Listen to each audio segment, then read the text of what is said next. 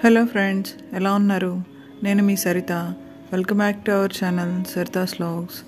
ఈరోజు నేను tomato puree చేసి చూపించబోతున్నాను. ఇది చాలా ఈజీ ప్రాసెస్ కూడా. మనం ఏమి టమాటా తప్పితే వేరే ఇంగ్రీడియంట్స్ ఏమి అవసరం లేదు.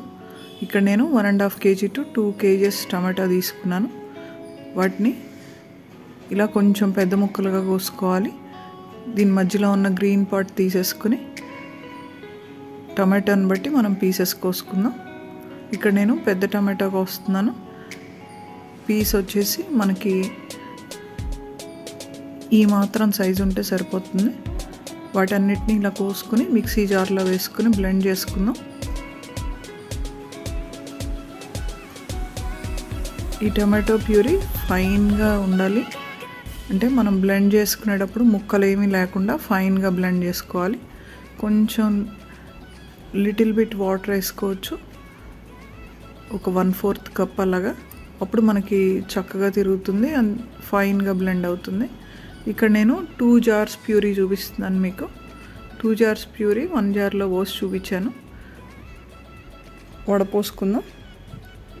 ఇలాంటి స్ట్రైనర్ ఒకటి తీసుకుని దాంట్లో ఈ ప్యూరీని వేసుకుని ఇదంతా గెరిటితో కలుపుతూ ఉన్నట్లయితే మనకి కింద దిగుతుంది. ఇంకేమన్నా పీసెస్ ఉన్నా కూడా ఒకసారి బ్లెండ్ చేసుకుని మొత్తం ఇలా స్ట్రెయిన్ చేసుకుంటే ఇత్తనాలు దానిపైన ఉన్న పీల్ మొత్తం వచ్చేస్తుంది. ఓన్లీ ప్యూరీ మాత్రమే ఉంటుంది. కడాయి పెట్టుకుని దాంట్లో ఈ ప్యూరీని థిక్ చేసుకుందాం. ఈ ప్రాసెస్ ఒక 20 to 25 minutes పడుతుంది. ఇదంతా మీడియం ఫ్లేమ్లోనే చేసుకోవాలి. మీడియం ఫ్లేమ్ టు సిమ్ చేసుకుంటే మనకు చక్కగా ఇలా ప్యూరీ లాగా వస్తుంది.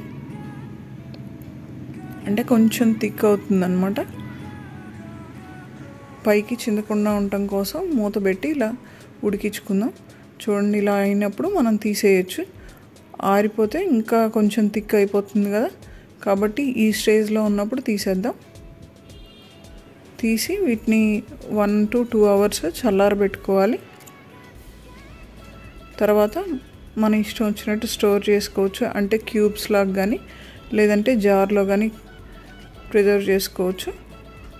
నేను కొంత క్యూబ్స్ చేసుకున్నాను అండ్ మరి కొంచెం జార్లో ప్రిజర్వ్ చేసుకున్నాను.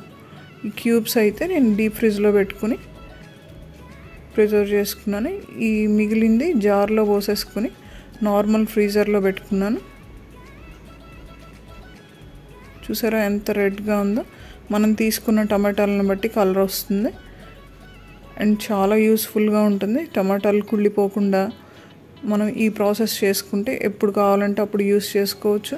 బిర్యానీస్లోకి కానీ కర్రీస్లోకి కానీ. ఇక్కడ ఈ క్యూబ్స్ చూపిస్తున్నాను చూసారా, ఇవి 4 cubes కలిపి మీకు ఒక 1 tomato అవుతుంది. అలా ఆ క్వాంటిటీలో మీకు ఎన్ని కావాలో అన్ని యూస్ చేసుకోవచ్చు. ఇక్కడ నేను ప్యూరీ కూడా పెట్టుకున్నాను కదా, ఇది నేను కర్రీ చేసి చూసాను. చాలా టేస్టీగా ఉంది. అండ్ మీకు కనుక నచ్చినట్లయితే ఒకసారి ట్రై చేయండి. అండ్ నా వీడియో నచ్చితే తప్పకుండా లైక్ చేయండి, షేర్ చేయండి. మరిన్ని వీడియోస్ కోసం నా ఛానల్ని సబ్స్క్రైబ్ చేసుకోండి. Thanks for watching my video. Next వీడియోస్తో మళ్ళీ కలుస్తాను. Until then bye. Have a nice day.